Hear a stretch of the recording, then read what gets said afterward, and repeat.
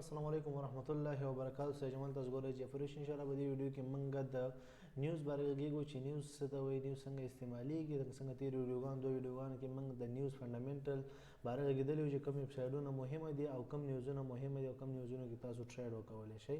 همدا شانتې موږ په دې ویډیو کې وایو چې نیوز په واسطه باندې تاسو چې کله نیوز ګورئ یورو یو اس ډي یا کوم بل یو هغې کې تاسو ټریډ څنګه کولی شئ. راځو دلته تاسو اول وګورئ چې دلته تاسو ته ښکاري دې ځای کې تاسو سره یورو یو اس ډي دی یا بل کوم پیرس دی. دلته راځو ګوره نیوز ته موږ راځو. صحیح شو. لکه تېر ویډیو کې تاسو کتلي دي چې موږ ته د پیرس هر یو ته مخامخ صرف جی پی واي یعنی جاپان کرنسي، جاپان کې نیوز راځي، جی پی بي کې نیوز راځي یعنی ګریټ برټش پاونډز کې نیوز راځي، ای یو ډي کې یعنی اسټرلین ډالرز کې نیوز راځي، یورو کې نیوز راځي، دا جرمن یورو ده. صحیح شو. دا شانتې په یو اس ډي کې مطلب په هر یو کې بیل بیل نیوز راځي. صحیح شو. ګوره په هر یو کې بیل بیل نیوز راځي. دا دې نه تاسو استفاده څنګه وکړئ، دې نیوز کې تاسو ټریډ څنګه لګوئ. دې نیوز کې تاسو به ټریډ داسې لګوئ لکه څنګه چې هلته یې لیکلي یورو یو اس ډي صرف یورو یې لیکلی ده. صحیح شو. نو یورو سره چې کم پیرس کنیکټ دي یعنی مطلب هغه پیرس چې یورو سره کنیکټ دي یعنی یورو یو اس ډي شوه، یورو دلته درته روانوم تاسو ګورئ دلته ګورئ یورو یو اس ډي شوه، همدا شانتې یعنی یورو کاناډۍ شوه. نو څومره چې یورو سره کنیکټ پیر دی که یورو دی خوا وي که دی خوا ما اول کې. صحیح شو. هماغه شانتې په کومه چې یورو کنیکټ پیرس دي هغه ټولو باندې دغه نیوز چې کله راشي لکه نن چې دغه یورو په 12 سحر کې 12 بجې دا نیوز راغلی او جرمن سی پی آی نیوز راغلی په یورو باندې. نو یورو کې څه شو، یورو کې فلکچویشن راغی یا هغه اپ زی یا ډاون زی بره زی لاندې زی هغه بیل حساب دی. خو مګر دلته په یورو کې څه شی راغلی، یورو چې کم پیرس کم سره یورو کنیکټ دی ټولو کې څه شی راغلی، نیوز باندې نیوز راغلی او به ټولو اثر غورځولی. صحیح شو. نو همدا شانتې تاسو څه کولی شئ، تاسو په دې په واسطه باندې چې کله مثال یو پیرس کې هر مثال د اوس راځي دا دی مطلب 50 منټه پس په دې کې څه شی راځي، نیوز راځي. نو چې کله په دې کې نیوز راځي یعنی انیشل جابلیس کیمپس چې دی دا چې دی یو اس ډي کې دا نیوز دی. نو یو اس ډي سره چې کم پیرس کنیکټ دی لکه مطلب دلته موږ سره دلته شته دی دې پیرس کې تاسو ګورئ دلته یورو یو اس ډي چې سره یو اس ډي ماته مخکې ویلې چې دا دلته کمپیر یې که دا د کرنسي سره دې خوا ټچي یا دې خوا ټچي هر خوا ته چې ټچي پروا نه کوي خو صرف په پیرس کرنسي باندې شی کې اثر غورځوي.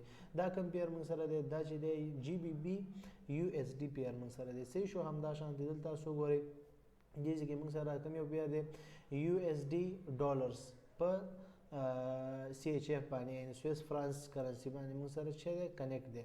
نو چې کله دغه نیوز راشي څه شی کوم نیوز راشي، دا نیوز راشي دغه یو اس ډي نیوز راشي دلته دا یو اس ډي نیوز موږ سره راشي. نو دې سره موږ موږ ته معلومیږي چې اوس څومره کرنسۍ نه چې د یو اس ډي سره کنیکټ دي په هغې به اثر غورځېږي.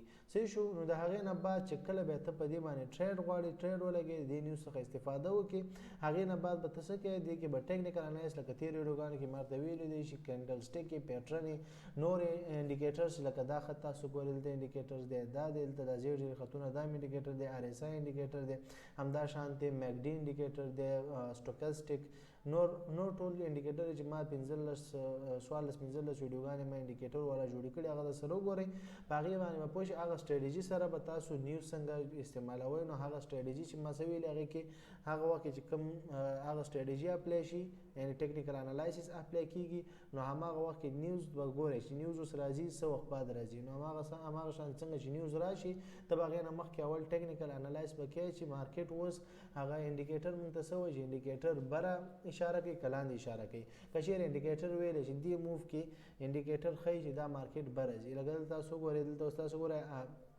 مووینګ ایوریج په سر باندې سر راغلی مارکیټ راغلی آر ایس آی هم بره تللی نو مطلب مارکیټ بره شاید لاړ شي. دا پیوټ پوینټ دی پیوټ پوینټ دلته ګورئ دی پیوټ پوینټ ته نږدې دی نو دې ځای کې شاید ريزسټنس وکړي. نو تر څو چې هغه نیوز راځي یو اس ډي نیوز راځي نو چې څنګه دا یو اس ډي نیوز راشي نو دلته به موږ سره څه شي دلته موږ سره په جی بی پي یو اس ډي کې به دلته مارکیټ چیرته ځي امکان لري چې ښکته لاړ شي یا به بریک آوټ کوي یا به ښکته ځي. نو که بریک آوټ یې وکړي دې ځای پورې 2 کینډله بره جوړ شو نو ته به هغې نه پس ته په هغه نیوز راتګ سره 15 منټه یا 10 منټه بعد هغې نه پس به بای ټریډ لګوي تر دې ريزسټنس پورې پیوټ پوینټ ريزسټنس یا تا کوم په لاس باندې ريزسټنس ویستې هغې پورې. او که چېرې لاندې راغی نو دلته به تاسو څه شی ولګوئ سیل به ولګوئ چې مارکیټ دلته سیل ته ځي. صرف نیوز تا د څه شی ښایي نیوز تا د صرف او صرف تا ته د مارکیټ قوت ښیي چې مارکیټ که بره ځي که لاندې ځي نو قوي به ځي، لاندې یا بره سپیډ کې به ځي. نور د ستا ټیکنیکل انالایسس مهمه دی. صحیح شو. دا ویډیو په دې مهمه ده چې تاسو کوم نیوز څومره نیوزونه ګورئ، نیوز کې څومره تاسو په نیوز باندې کار کوي، د هغې لپاره ټیکنیکل انالایسس ډیر زیات مهم او اساسي دي. صحیح شو. الله دې وکړي چې مشکل مو حل شوی د نیوز په مطابق. بیا هم څه مشکل کمنټ باکس کې واتس اپ باندې رابطه را سره وکړئ. ان شاء الله زه ستاسو مشکل پوښتنو ته جواب ورکړم تر څو ستاسو مشکل حل شي. او که بیا هم دې ویډیوګانو کې صحیح پوه نه شئ په فنډامنټل باندې نو درخواست وکړئ بله ویډیو به هم ډیټیل سره په فنډامنټل باندې جوړه کړو. صحیح ده. الله دې وکړي چې روغ جوړ صحتمند اوسئ. تر بلې ویډیو په پاک الله سپارم. السلام علیکم ورحمت الله وبرکاته.